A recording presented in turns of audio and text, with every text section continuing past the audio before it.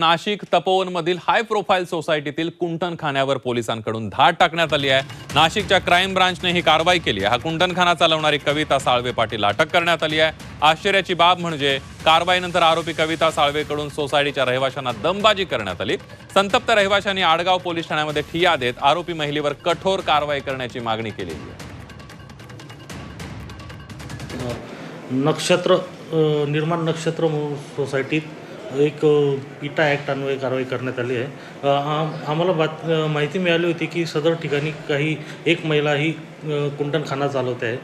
त्यावरून सदर ठिकाणी आमच्या सेंट्रल क्राईम युनिटचे PI मुदगल सर व त्यांच्या टीमने तिथे रेड केली।